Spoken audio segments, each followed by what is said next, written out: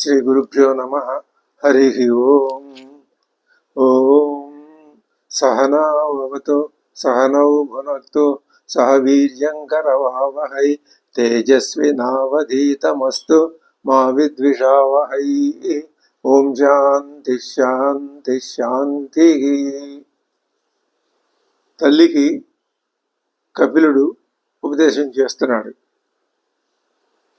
యోగ ఆధ్యాత్మిక పుంసాం మతో నిశ్రేయసాయమే అత్యంతోపరతిర్యత్ర దుఃఖస్య సుఖస్య చ చేతః ఖల్వస్య బంధాయ ముక్తయే చ ఆత్మనో మతం గుణేషు సక్తం బంధాయ రతం వా పుంసి ముక్తయే అహం మమాభిమనోద్ధైః కామక్రోధాదిభిర్మలైః వీతం యదా మనఃశుద్ధం అదుఃఖం అసుఖం భవే సుఖం సమం జ్ఞాన వైరాగ్యయుక్తేన భక్తియుక్తేన చాత్మనా పరిపశ్యత్యుదాసీనం ప్రకృతిం చ అతౌజసం.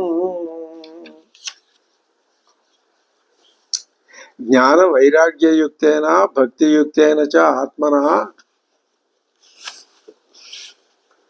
పరిపశ్యతి ఉదాసీనం ప్రకృతిం చ అతౌజసం.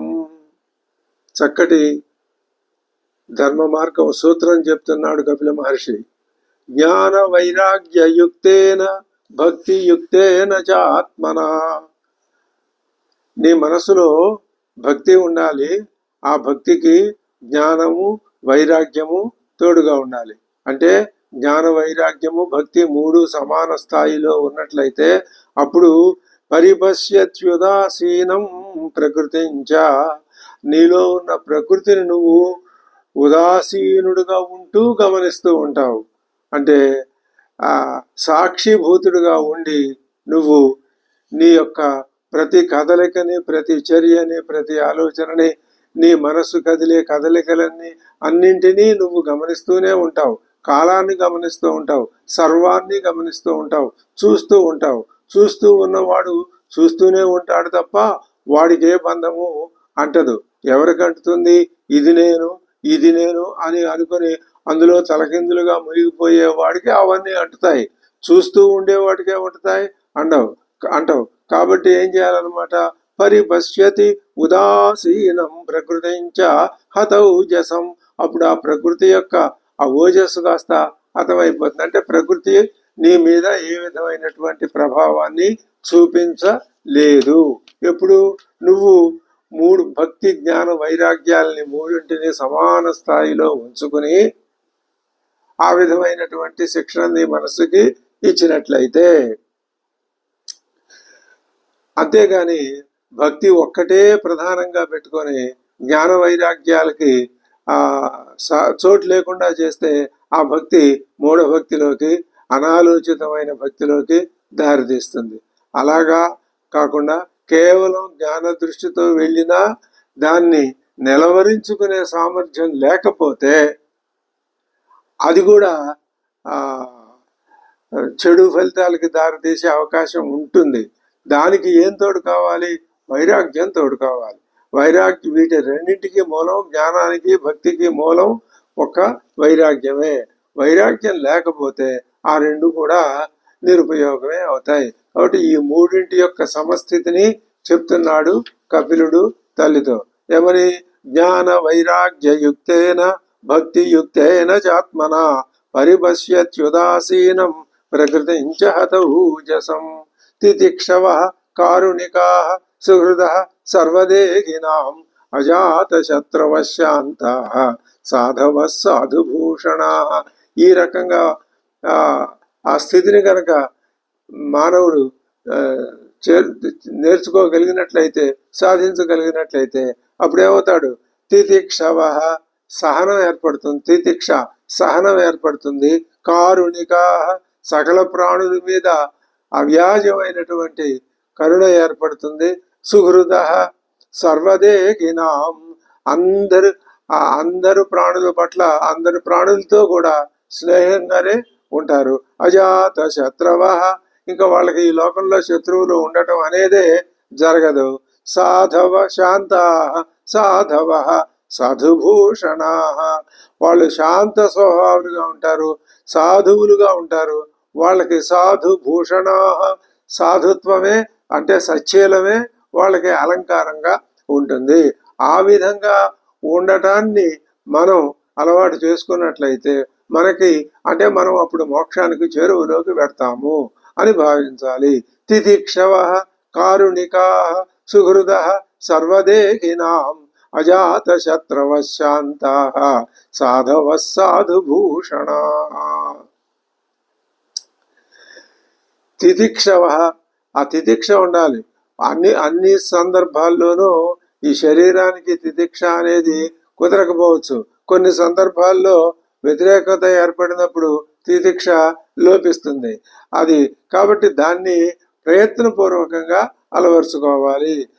అలా అలవరుచుకుని మహానుభావులు ముందుకు సాగిపోతారే తప్ప పోయేటటువంటి సుఖ దుఃఖాలకి తాము అందులో నిమగ్నం అయిపోరు, అతుక్కుపోరు. వారికి సకల ప్రాణుల మీద దయ ఉంటుంది. ఎవళ్ళు తమ దగ్గరికి వచ్చినా వారికి ఏదో ఒక సేవ చేద్దామనే ఆలోచన కలిగి ఉంటారు తప్ప తమను సమీపించిన వాళ్ళ మీద వ్యతిరేక భావం వాళ్ళకి ఎప్పుడూ ఉండదు. సమీపించిన వాళ్ళనే కాదు, ఎవరి మీదైనా సరే అసలు వాళ్ళది వ్యతిరేక భావం ఉండదు. వాళ్ళ దృష్టిలో అసలు ఇలాంటి దృష్టి ఉంటే శత్రువులు ఎవరు ఉండరు. వాళ్లే అజాత శత్రవశాంతా సాధవ సాధుభూషణ. తయేతే సాధవ సాధ్వి సర్వసంగ వివర్జితా సంగస్తేష్వధతే ప్రాచ్య సంగదోష హరాహితే. వాళ్ళే ఏ విధంగా చూసినా సంసార ఆసక్తిని విడిచిపెట్టిన ఇటువంటి వాళ్ళు మాత్రమే సాధువులు. తయేతే సాధవ ఏం చేస్తారు? సర్వసంగ వివర్జిత. సంసారంలో ఉంటారు కానీ దేనికి బద్ధం కారు, దేనికి అతుక్కోరు, సర్వసంగ వివర్జితులుగా ఉంటారు. వారలే సాధువులు అని పిలువబడతారు. సంగస్తేష్వధతే ప్రాచ్య, వాళ్లతోటి సంఘాన్ని మనం ప్రార్థించాలి, కోరుకోవాలి. అటువంటి మహానుభావులతో మనం సంఘాన్ని అంటే సంబంధాన్ని ఏర్పరచుకున్నట్లయితే ఆ ప్రభావం మన మీద పడి మనం కూడా అటువంటి స్థితికి చేరుకోగలుగుతాం. సంఘదోష హరాహితే, వాళ్ళకి సంఘదోషం అనేది అంటదు. అంటే ఇప్పుడు దీనివల్ల ఏమర్థమవుతుంది? సంఘం ఉంటేనే బంధం. ఆ సంగతి తెలిసి సంఘాన్ని సంబంధాన్ని కనుక మనం జాగ్రత్తగా కాపాడుకోగలిగితే, ఉంచుకోగలిగితే దానివల్ల ఏమీ ప్రమాదం ఉండదు. అసలు నిజంగా ఆలోచిస్తే ఆత్మస్వరూపం అసంగం. దానికి దేంతో ఇందాక చెప్పాడు కదా, సాక్షి రూపంగా ఉంటే సాక్షికి ఈ దేంతో సంగత్వం ఉంటుంది? ఉండదు. ఈ సత్యాన్ని మనం తెలుసుకోవాలి. సంఘమే బంధం, దాని నుంచి బయటపడటమే సంఘ వర్జిత స్థితిని పొందడం. అదే చెప్తున్నారు. సతాం ప్రసంగాన్ మమ వీర్య సంవిద భవంతి హృత్కర్ణ రసాయన కథా తజ్జోషణాదాశ్వపవర్గవర్త్మని శ్రద్ధారతిర్భక్తిరనుక్రమిష్యతి. సతాం ప్రసంగాత్ మమ వీర్య సంవిద.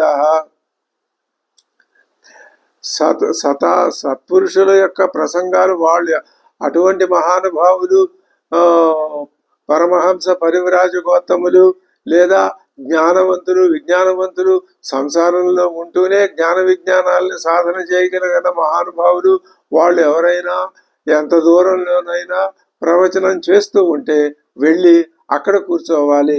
సదాం ప్రసంగాత్, అటువంటి వాళ్ళ యొక్క ప్రసంగాల్లో ఉండాలి. వాళ్ళతో సంఘాన్ని మనం సమకూర్చుకోవాలి. చేసినట్లయితే వాళ్ళు శ్రీహరి గాథలు చెప్తూ ఉంటారు. ఆ గాథలను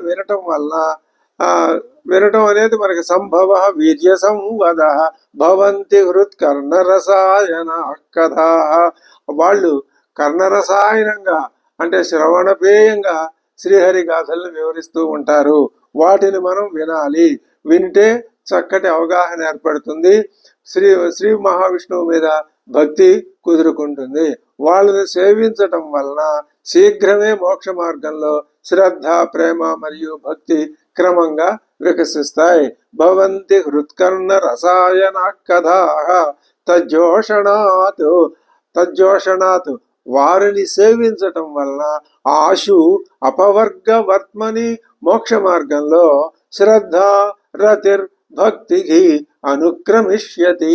మోక్ష మార్గంలో కావలసినటువంటి శ్రద్ధ గాని, రతి ప్రేమ గాని, భక్తి గాని క్రమక్రమంగా ఆ వ్యక్తిలో వికసించి లౌకికమైనటువంటి భవబంధం అది క్షీణించిపోతుంది. ఇది సత్సంగంలో మనకి లభించేటటువంటి ఒకానొక పరమ ప్రయోజనాన్ని ఇక్కడ కపిల మహర్షి చెప్తున్నాడు. కాబట్టి సత్సంగం చాలా ప్రధానం. అది ఎలా లభిస్తుంది? శాస్త్ర శ్రవణం ద్వారా లభిస్తుంది. అప్పుడు ఆ శాస్త్రం శ్రవణం చేస్తే హృదయ కమలం వికసిస్తుంది, వివేకం ప్రాదుర్భవిస్తుంది. క్రమంగా మనకి ఆత్మజ్ఞానం మీద శ్రద్ధ, ప్రీతి ఏర్పడతాయి. అంతే తప్ప మన శరీరం మీద కానీ, లోకం మీద కానీ, బంధువులు, ఇది అది ఇలాంటి వాటి మీద ప్రేమ, అది అభిమానం తగ్గిపోయి అది ఎంతవరకు ఉండాలో అంతవరకే ఉండి ఈ ఆత్మజ్ఞానంలో మార్గంలో బలం చేకూరుతుంది. సత్సంగం ఆధ్యాత్మిక మార్గంలోనే సాధకుడిని చాలా ముందుకు తీసుకుపోతుంది. భక్తి, ముక్తి అనే వాటి స్వరూపాన్ని గురించి అప్పుడు దేవహూతి మళ్ళీ ఒక ప్రశ్న అడుగుతోంది కపిల మహర్షిని, కపిల భగవాను. ఏమని అడుగుతోంది ఆవిడ? కాచిత్వయుచిత భక్తి కీదృశీ మమ గోచరా యయా పదంతే నిర్వాణం అంజసాన్వాస్నవాహం. మోక్షాన్ని పొందటానికి యోగ్యమైన భక్తి ఎట్టిది? ఆ భక్తి స్వరూపం ఇంకా ఆవిడకి అవగాహనలోకి రాలేదు. దాని గురించి ఇంకా ఎక్కువగా వివరించి నాకు చెప్పుము అంటోంది. మోక్షాన్ని పొందడానికి యోగ్యమైన భక్తి. మోక్షాన్ని పొందడానికి యోగ్యమైన భక్తి ఏమిటి? భక్తి అంటే ఎన్ని రకాల భక్తులు ఉంటాయి? ఒకటే కదా, అలా అనుకోకూడదు. ఇందాక అన్నింటితోటి సంబంధాన్ని తెంపుకొని జ్ఞాన వైరాగ్యాల్ని అధికంగా కలిగి ఉన్న భక్తే భక్తి అని చెప్పారు కదా. కాబట్టి అది మళ్ళీ దృష్టిలో పెట్టుకుని ఆవిడ కాచిత్ త్వయుచిత భక్తికి, ఆ పరమాత్మ మీద, నీ మీద ఎటువంటి భక్తి ఉచితమైనది? కీదృశి మమ గోచరా, నాకు అటువంటి ఆ భక్తి ఏ విధంగా కనిపిస్తుంది? నేను అబలను కదా, నాకు తగినటువంటి భక్తి స్వరూపం ఎలా ఉండాలి? ఏ భక్తి చేత నేను శోకరహితమైన నీ పరమ పదాన్ని తేలిగ్గా పొందగలను. ఇది ఒక రకంగా ఆవిడ ఏమడుగుతున్నదన్నమాట, తేలిక మార్గం. అంటే కష్టపడితే వచ్చేటటువంటి ఫలితం పొందడం అనే మార్గం కాకుండా తేలిగ్గా ఎలా సంపాదించుకోవచ్చును అనే విషయాన్ని దృష్టిలో పెట్టుకుని అడుగుతున్నది. కాచిత్వయుచిత భక్తికి కీదృశి మమ గోచర యయా పదంతే నిర్వాణం అంజసా అన్వాస్నవాహం. నేను తేలిగ్గా దాన్ని, నీ పరమపదాన్ని ఏ విధంగా పొందగలను? సునాయాసంగా మోక్ష పదాన్ని, నీ పరమపదాన్ని అంటే తే పదం, నీ నీ నీ నీ స్థానాన్ని నేను ఎలా పొందగలను అంటే అప్పుడు కపిల భగవానుడు భక్తి తత్వాన్ని ఈ విధంగా మళ్ళీ వివరిస్తున్నాడు. శ్రీ భగవాను వాచ దేవానాం గుణలింగానాం ఆనుశ్రవిక కర్మణాం సత్వ ఏవైక మనసో వృత్తి స్వాభావికీతుయా అనిమిత్త భాగవతి భక్తి సిద్ధేర్గరీయసి జరయత్యాశుయా కోశం నిగీర్జమనలు యథా. తిన్నటువంటి ఆహారాన్ని లోపల ఉన్నటువంటి ఆ జఠరాగ్ని ఏ విధంగా అరిగించి దాన్ని స్వాధీనంలోకి తీసుకొచ్చి చేస్తుందో అలా చేస్తుందో, అదే విధంగా భగవానుడి మీద లగ్నమై ఉన్నటువంటి మనస్సు కలిగిన సాధకుడి యొక్క ఆ శబ్దాది విషయాల్ని గ్రహించే జ్ఞానేంద్రియాలు, కర్మేంద్రియాలు కూడా వేద విహితమైన కర్మల యందు మాత్రమే లగ్నమై ఉంటాయి. ఏమిటవి? జ్ఞానేంద్రియాలు, కర్మేంద్రియాలు. వాటిని అలా కాకుండా వదిలేస్తే లౌకికమైన విషయాల మీదకి పోయి ఇంకా మళ్ళీ వెనక్కి తిరిగి రాని స్థితికి చేరుకొని అక్కడే ఆ లంపటంలోనే పడి తిరుగుతూ ఉంటాయి.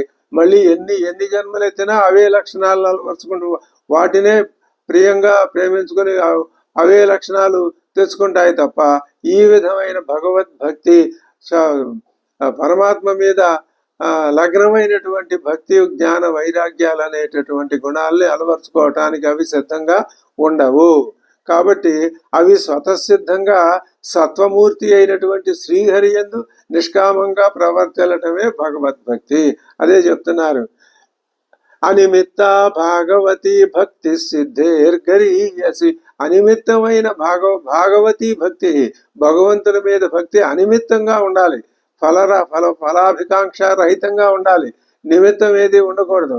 అటువంటివి దేవానాం గుణలింగానాం ఆనుశ్రవిక కర్మణాం సత్వ ఏవైక మనసో వృత్తి స్వాభావికేతుయ.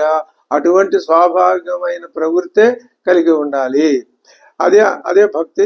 జ్ఞానేంద్రియాలు కర్మేంద్రియాలు, దేవానాం ఇంద్రియాలు జ్ఞాన కర్మేంద్రియాలు పూర్తిగా పరమాత్మ మీదనే లగ్నమై ఉండాలి. ఈ భక్తి యోగ సిద్ధి కంటే గొప్పది. యోగం అంటే ఇక్కడ మోక్షమే, మోక్షం కంటే కూడా ఇటువంటి భక్తిని కలిగి ఉండటమే గొప్పది. ఇది ఏం చేస్తుంది అక్కడ చెప్తున్నారు ఉదాహరణ. జరయత్యాశు జరయతి ఆశు, అది అప్పటిదాకా పోగుబడిన పాపరాశినంతటిని భస్మం చేస్తుంది. దేనిలాగా? కోశం నిగీర్ణం అనలో యథ. అనలం జఠరాగ్ని ఏ విధంగా కోశాన్ని అంటే తినబడినటువంటి పదార్థాన్ని జీర్ణం చేసి దాన్ని స్వాధీనంలోకి తీసుకొస్తుందో ఆ విధంగా ఇప్పుడు ఏమిటనమాట, జ్ఞానేంద్రియాల్ని కర్మేంద్రియాల్ని మనస్సుని ఇవన్నీ మనకి భగవానుడు అనుగ్రహించాడు కదా. ఎందుకు అనుగ్రహించాడు అంటే వాటిని తన వైపుకి మళ్ళించి తనని తెలుసుకోవటానికి వాటిని ఉపయోగించుకోండి అనే వాటిని ఇచ్చాడు తప్ప వేరే వాటి మీదకి వాటిని తీసుకెళ్ళండి అని అది ఇచ్చిన భగవంతుని యొక్క ఉద్దేశం అది కాదు. కానీ మనం ఏం చేస్తున్నాం, వాటితో ఈ జగత్తుని తెలుసుకుంటున్నాం, జగత్తు అని అనుభవిస్తున్నాం, ఇంకా దాంట్లోనే కూరుకుపోతున్నాం. అది కాదు, ప్రకృతి కాదు, పురుషతత్వాన్ని తెలుసుకోవటానికి ఉపయోగించాలి. అంటే ఇప్పుడు చూపులతో రూపాన్ని చూస్తున్నాం, చెవులతో శబ్దాన్ని వింటున్నాం, ఈ విధంగా సకల విషయాల్ని మనం తెలుసుకుంటున్నాం కదా. మనస్సు ఇంద్రియాల ద్వారా జగత్తును తెలుసుకుంటూ కాళ్ళు చేతులు మొదలైన కర్మేంద్రియాల ద్వారా జగత్తులో వ్యవహరిస్తోంది కదా. జ్ఞానేంద్రియాలు కర్మేంద్రియాలు మనస్సు కలిసి ఏకాగ్రమై శ్రీహరి యందు ప్రవర్తిల్లటమే భక్తి. అయితే మనం ప్రతిఫలాపేక్ష లేకుండా శ్రీహరి యందు మనస్సుని ఇంద్రియాలని ప్రవర్తిల్ల చేయాలి. వ్యాపార సరళితో భక్తిని అభ్యసించకూడదు. అని ఈ పని చేస్తే నాకేం లాభం, ఇలా చేస్తే నాకు నష్టం వస్తుంది కదా అనే ఆలోచనలు పనికిరావు, అవి మానుకోవాలి.